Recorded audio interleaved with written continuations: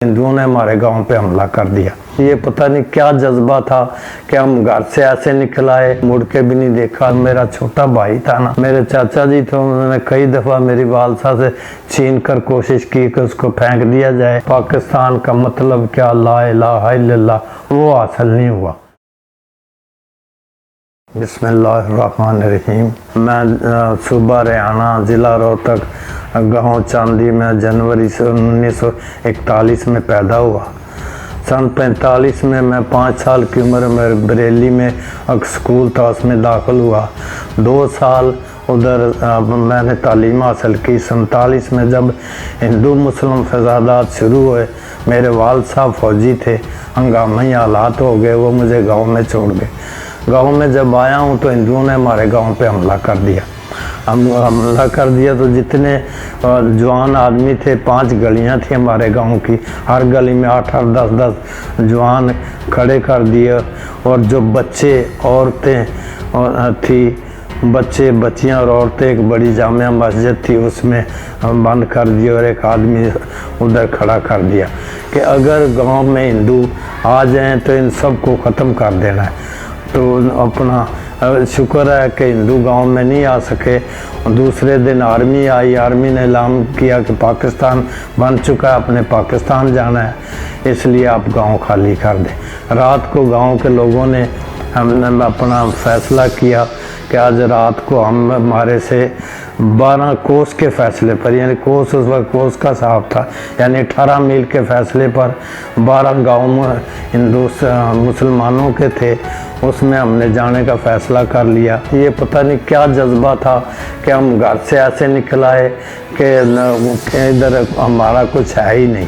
सारे घर की तरफ मुड़ के भी नहीं देखा, दरवाज़ा भी नहीं बंद कर आई। ये कुदरती जज्बा था जो अल्लाह ताला ने मुसलमानों में दिया था कि पाकिस्तान जाना है, इस्लामी मुल्क होगा, उधर जाएंगे, सब मुसलमान होंगे, अपना नमाज़ें पढ़ेंगे, मस्जिदें होंगी, अज़ानें देंगे, कुर्बानियाँ होंगी, गाय का गोश्त खाया जाएगा, इंसाफ होगा।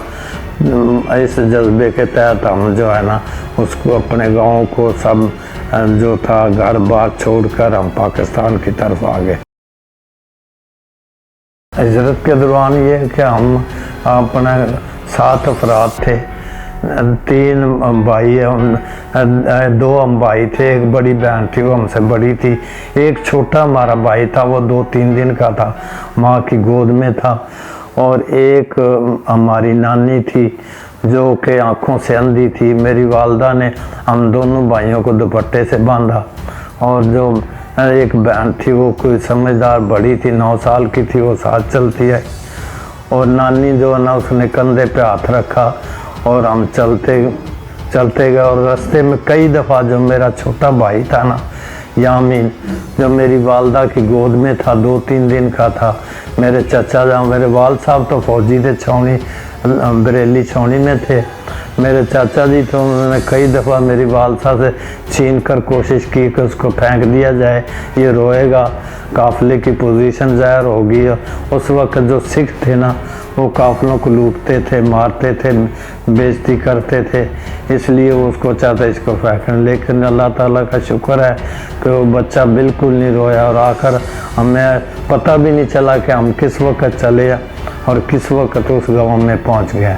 और गांव में पहुंच के घर के बाहर बरामदे में हमने अपना डेरा लगा लिया। अगस्त के दिन थे, गर्मी थी, सुबह के वक्त थोड़ी ठंड थी, बच्चे सो गए। मेरे मामू ने अपना देखा कि अभी इनको खाने के लिए करना है, वो बाहर गए तो एक नहर की खुदाई हो रही थी। उधर जाकर उन्होंने पूछा तो उन्होंने कहा जी 4 आने मजदूरी मिलेगी, यानी रुपये का 1/4 हिस्सा जो है ना आपको दिहाड़ी मिलेगी। तो मेरा सवाल साहब, मेरे मामू उधर गए, जाके पूरी मजदूरी की, 4 आने लिए। 4 आने के उस वक्त 2 किलो के तकरीबन 8 रुपये मन चने थे। गंदम महंगी थी, चने सस्ते थे। 2 किलो के चने लिए, बना के लाए तो हमने चाबे। 2 दिन हम उधर रहे, तो फिर मेरे वाल साहब पता करते करते हमारे अपना उधर उस गांव में आ गए। उधर से हमें अपना जो हमारा नान का गांव शहर था, ज़िला रोहतक, उधर ले। मेरी वालदा रोहतक की थी, उधर हम 2-4 दिन रहे, फिर वो बरेली में रह गए। बरेली से जो वो ट्रेनें जा रही थी उसमें बैठकर हम गए। रास्ते में सिखों ने काफ़ी दफ़ा रोका है, लेकिन ट्रेन में हर डब्बे में एक फ़ौजी था, इसलिए वो हमें कोई नुकसान नहीं पहुंचा सके और हम बखैरियत सियालकोट पहुंच गए। 7 एकड़ ज़मीन हमें मिल गई, उससे हमने ज़मींदारा शुरू कर दिया। मैंने पढ़ना शुरू कर दिया। मेरे वालिद साहब फ़ौजी थे अपना। उसके बाद मैंने जब मैट्रिक किया तो वालिद साहब ने मुझे फ़ौज में जाने के लिए किया, क्योंकि हमारे जो राजपूत थे ना वो ज़्यादातर फ़ौज को या पुलिस को पसंद करते थे या काश्तकारी पसंद करते थे। मेरा अपना भी शौक़ था कि मैं फ़ौज में जाऊं, मेरे वालिद साहब का भी शौक़ था कि फ़ौज में जाए।